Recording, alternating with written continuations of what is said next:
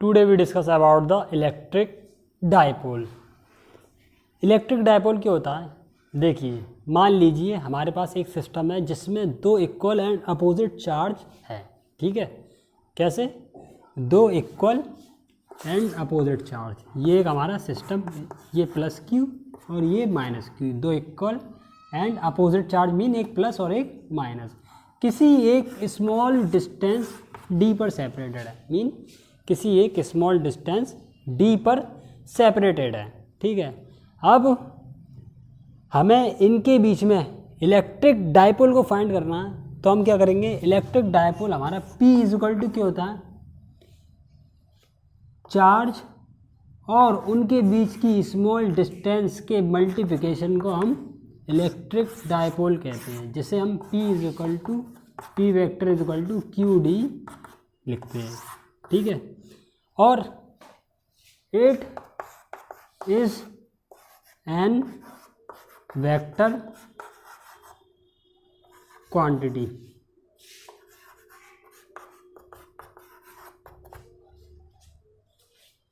It is an vector quantity. तो ये तो हमारा क्या? Electric dipole. क्या? किसी एक चार्ज के मल्टीपल और उनके बीच की डिस्टेंस के मल्टीप्लिकेशन को हम क्या कहते हैं? Electric dipole. अब बात करते हैं इसके केस की. मतलब हमें किसी भी सिस्टम में इलेक्ट्रिक फील्ड की इंटेंसिटी या पोटेंशियल निकालना हो, किसकी? Due to a dipole. तो हम कैसे निकालेंगे?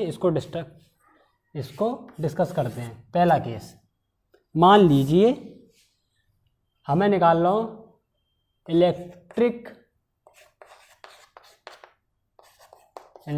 Field due to a dipole.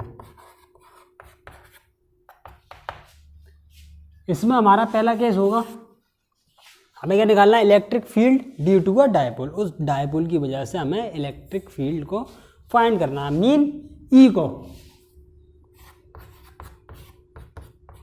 हमें ई को फाइंड करना है. मान लीजिए अब ई को फाइंड करना है तो इसमें हमारे बहुत सारे केस होते हैं. देखिए, मैं तो बताऊँ, मैं एक दो केस डिस्कस करने वाला हूँ. पहला हमारा एक्सियल, दूसरा नॉन एक्सियल. ठीक है, मतलब इक्वेटोरियल पॉइंट होगा. ठीक है, तो इसको मैं डिस्कस करने वाला हूँ और एक जनरल पॉइंट भी डिस्कस करूँगा. ठीक है, तो देखिए हमारा फर्स्ट केस,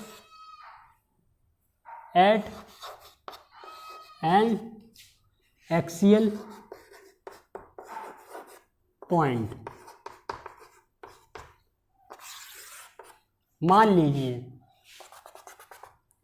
आपका एक माइनस क्यू और प्लस क्यू चार्ज किसी ए डिस्टेंस पर सेपरेटेड है मिडिल वाली एक्सिस से, वाई एक्सिस से.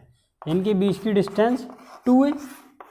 ठीक है, और हमें किसी एक पॉइंट P जो मिडिल वाई एक्सिस से कितनी दूरी पर है? 0,0 से हमारी मान लिया R डिस्टेंस पर है. ठीक है, तो हमें इस पॉइंट पर इलेक्ट्रिक फील्ड की strength mean electric field E को फाइंड करना है. किसकी वजह से? Due to a dipole. ठीक है, मतलब डायपोल की टर्म में इलेक्ट्रिक फील्ड को फाइंड करना है. ठीक है, E हमारा क्या होता है? KQ/R². सब बच्चे जानते हैं कि हमारा E इक्वल टू क्या होता है? KQ/R². अब देखिए, तो मैं फाइंड करना स्टार्ट करता हूँ. मान लीजिए हमें इस पॉइंट पर E नेट निकालना है. क्या निकालना है? E नेट फाइंड करना है. यहाँ पर E नेट. ठीक है, तो मान लिया इस चार्ज की वजह से E1, इस चार्ज की वजह से E2. तो टोटल E नेट हमारे पास कितना होगा? E net will be equal to E1 plus E2. ठीक है, E net is equal to E1 की वजह से कितना? देखिए E क्या होता है? KQ. K तो कांस्टेंट है, QR², इनके बीच की डिस्टेंस. ठीक है, तो यहाँ पर डिस्टेंस कितनी है? R - A. तो यहाँ पर मैं लिखूँगा KQ और बीच की distance r minus a q. R पूरे में से, ये पूरी आर में से इसने ए को माइनस करेंगे तो हमारे पास ये वाली डिस्टेंस एक रह जाएगी, तो इस डिस्टेंस का स्क्वायर। अब देखिए हमें पता है कि जो इलेक्ट्रिक फील्ड है वो हमारी कैसी एक वेक्टर क्वांटिटी है जो चार्ज के साइन के साथ पुट करी जाती है। यहाँ पर हमारा कैसा चार्ज है, नेगेटिव चार्ज, जिसकी वजह से मतलब तो इलेक्ट्रिक फील्ड की स्ट्रेंथ नेगेटिव के क्यू अपॉन के क्यू, और इनके बीच की डिस्टेंस r प्लस ए। देखिए तो यहाँ पर r प्लस ए का होल स्क्वायर।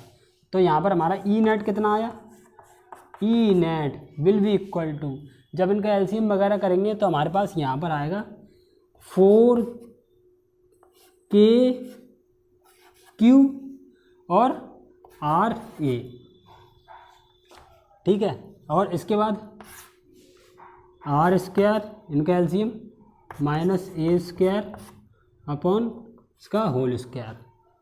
मान लिया P इज इक्वल टू 2 क्यों, देखिए डायपोल क्या होता है हमारा, P is equal to q into d, और इनके बीच की डिस्टेंस कितनी है 2a और चार्ज q, तो यहाँ 2qa। ये हमारा क्या आ गया, डायपोल P की वैल्यू, जिसको हम यहाँ पर पुट कर देंगे। तो यहाँ पर E net is will be equal to 2kpr, ठीक है। यहाँ पर 2 बचा केवल, और R square minus A square का होल स्क्वायर। मान लिया कि r is greater than A, ठीक है। तब इस कंडीशन में हमारा क्या आएगा, E net will be equal to 2kpr upon r पे पावर 4, क्योंकि ये हमारा क्या हो जाएगा लगभग 0 के इक्वल, ठीक है। तो यहाँ पर हमारा क्या r पे पावर 4 और एक r से एक पावर माइनस, तो यहाँ पर हमारा फाइनल ई नेट कितना आएगा, E net will be equal to 2kp upon R Q at axial position, ठीक है। तो ये तो रही हमारी फर्स्ट कंडीशन, किसकी, electric field due to a dipole at an axial point. अब हम बात करते हैं at an equatorial point.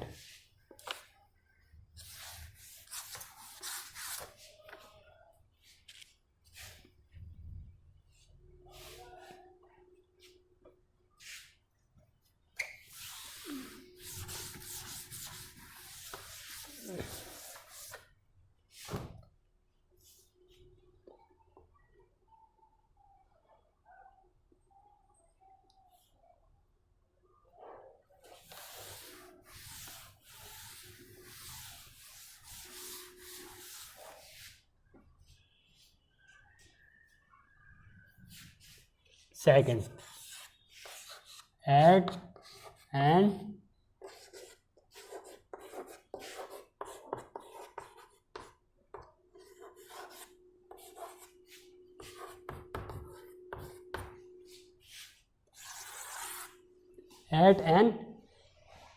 Equatorial point.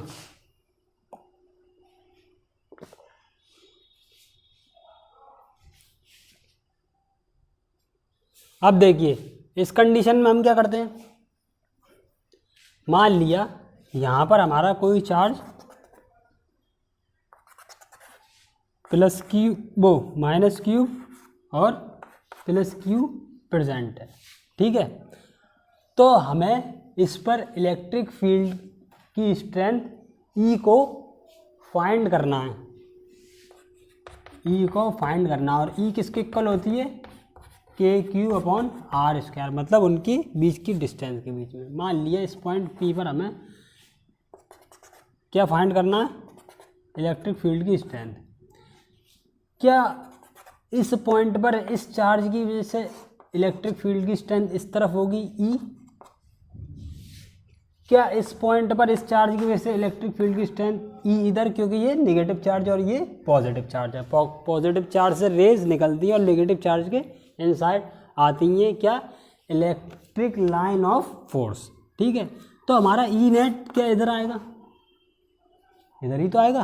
ठीक है, तो हमने मान लिया ये एंगल थीटा है। ठीक है, और ये हमारा ई नेट है। ठीक है, और ये ई। तो देखिए मैं आपको इक्वेशन लिखकर बताऊंगा। देखिए मान लिया यहाँ से लेके यहाँ तक की इसकी डिस्टेंस ए, यहाँ से लेके यहाँ तक की डिस्टेंस ए, और ये वाली डिस्टेंस आर। तो ये वाली डिस्टेंस हमारी कितनी होगी, ये डिस्टेंस होगी, देखिए √r² plus A square, r² plus A square, और ये वाली भी डिस्टेंस कितनी होगी, √r² प्लस ए स्क्वायर। ठीक है, अब हम इलेक्ट्रिक फील्ड की स्ट्रेंथ ई नेट को फाइंड करते हैं। तो देखिए ई नेट हमारा कितना आएगा, 2e cos थीटा। क्या यही हमारा ई नेट आएगा यहाँ पर, देखिए क्यों, क्योंकि साइन का तो अपोजिट आ जाएगा और जो एक दूसरे कैंसिल हो जाएगा। यहाँ पर क्या आएगा हमारा 2, पहले इसकी वजह से ई नेट cos थीटा और इसकी वजह से ई नेट cos थीटा, तो 2e cos थीटा। ठीक है, अब देखिए मैं सबसे पहले ई की वैल्यू को पुट करता हूँ यहाँ पर। तो ई की वैल्यू कितनी है हमारी, यहाँ पर ई, यहाँ पर करता हूँ E net is equal to 2e cos theta, और E net will be equal to KQ upon bracket में r² प्लस ए स्क्वायर। ठीक है, क्या यही है हमारी ई की वैल्यू। ठीक है, और cos थीटा की वैल्यू, cos थीटा हमारा क्या होता है, देखिए मान लिया अगर ये थीटा तो ये भी हमारा थीटा होगा, और cos थीटा क्या होता है, बेस अपॉन हाइपोटेनियस। तो यहाँ पर cos theta is equal to a upon √r² plus A square. ठीक है, तो यहाँ से E net will be equal to 2e की value KQ upon r² plus A square, cos theta की value a upon √r² plus A square. ठीक है, तो यहाँ से हम अपना ई नेट फाइंड करेंगे। तो हमारा E net will be equal to कितना आएगा, 2KQA upon r² plus A square पे पावर 3/2। मान लिया P इज इक्वल टू कितना, 2AD मान के लिया है। ठीक है, 2AQ, क्योंकि इनके बीच की डिस्टेंस 2A और Q चार्ज के मल्टीप्लिकेशन को हम क्या कहते हैं, इलेक्ट्रिक डाइपोल। ठीक है, तो यहाँ से ई नेट हमारे पास कितना है, 2 तो इसमें मल्टीपल में चला गया, तो KP upon r² plus A square पे पावर 3/2। अब मान लिया कि r इज ग्रेटर देन ए है, तो ये यहाँ पर 0 के इक्वल हो जाएगा। तो यहाँ से जब ये 0 के इक्वल हो जाएगा तो a पे पावर, अब वो r पे स्क्वायर बचेगा केवल, और जो दो स्क्वायर से कट जाएगा तो यहाँ पर r पे पावर q बचेगा। तो फाइनल ई नेट हमारे पास कितना आएगा, E net will be equal to KP upon r³। तो हमारे पास क्या आया, E net at an equatorial position. ठीक है स्टूडेंट्स, अब देखिए, अब हमारा अगला पॉइंट जो है वो है एट अ जर्नल पॉइंट। मतलब जब दो चार्ज रखे हो तो उसके किसी एक जर्नल पॉइंट पर हमें ई को फाइंड करना है। ठीक है, मान लिया यहाँ पर हमारा एक +Q चार्ज है और यहाँ पर हमारा -Q चार्ज है। अब इसके एक जर्नल पॉइंट पर, मतलब यहाँ पर किसी एक पॉइंट P पर, ये मान लो यहाँ पर मान लो, ठीक है, ज़्यादा ऊपर यहाँ मान लो, ठीक है, किसी एक जर्नल पॉइंट पर हमें क्या करना है, ई को फाइंड करना है। तो देखिए मान लिया हमारा जो डायपोल मोमेंट है वो पी इस डायरेक्शन में है और इस पॉइंट के कोऑर्डिनेट है वो आर कॉमा थीटा है, ठीक है, मतलब थीटा एंगल पर और एक्स एक्सिस पर आर डिस्टेंस पर, एक्स एक्सिस पर आर डिस्टेंस पर प्रेजेंट है ये हमारा, ठीक है। अब देखिए इस तरफ क्या हमारा पी कॉस थीटा हो जाएगा, ठीक है। और इलेक्ट्रिक ई कितना होता है इलेक्ट्रिक डायपोल की वजह से, के पी अपॉन आर क्यूब, यही तो है। तो यहाँ पर पी क्या है, पी कॉस थीटा, तो यहाँ पर क्या आएगा, k p cos theta upon are cube, ठीक है। तो यहाँ पर हमारा ई नेट कितना आएगा उसको निकालते हैं। अब देखिए इसकी दो डायरेक्शन आएंगी, एक ये और एक ये वाली, ठीक है। कौन सी, ये दो डायरेक्शन आएंगी हमारी किसकी, इलेक्ट्रिक फील्ड की स्ट्रेंथ की, ठीक है।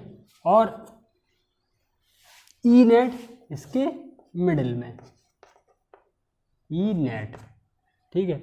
ये वाला देखिए अगर ये पी कॉस थीटा है तो थीटा के इस साइड पी साइन थीटा हो जाएगा, ठीक है। ये वाला कंपोनेंट हमारा पी कॉस थीटा और ये पी साइन थीटा, मगर यहाँ पर हमारा ई जो आएगा वो 2kp अपॉन आर क्यूब और यहाँ पर केवल kp अपॉन आर क्यूब, क्यों, क्योंकि यहाँ पर भी 2kp अपॉन आर क्यूब होता, मगर इस पॉइंट की वजह से यहाँ पर हमारा कितना आया, kp अपॉन आर क्यूब, ठीक है, चार्ज के डिफरेंस की वजह से। तो यहाँ पर इसमें से एक माइनस हो गया तो यहाँ पर केवल कितना बचा हमारा net, kp upon are cube, ठीक है। तो अगर हमें ई नेट निकालना हो तो हम क्या करेंगे, E net will be equal to under root क्या, के 2kp cos theta upon are cube का whole square plus kp sine theta upon are cube का होल स्क्वायर, ठीक है। यहाँ से पूरा 2kp आर क्यूब बाहर आ जाएगा, मतलब kp अपॉन आर क्यूब पूरा आउटसाइड आ जाएगा। तो यहाँ पर कितना बचेगा, E net is equal to kp upon are cube पूरा बाहर, और यहाँ पर जब इसका स्क्वायर खोलेंगे तो यहाँ पर 4 कॉस स्क्वायर थीटा बचेगा, ठीक है। और यहाँ पर क्या बचेगा, केवल साइन स्क्वायर थीटा। तो हम बाद में लिख सकते हैं एक साइन स्क्वायर थीटा एक कॉस स्क्वायर थीटा 1 के इक्वल, और बाद में यहाँ पर कितना बचा, 3 कॉस स्क्वायर थीटा, ठीक है। तो ये हमारा क्या आ गया, electric field mean E at a general point due to a dipole movement या इन द इलेक्ट्रिक डायपोल।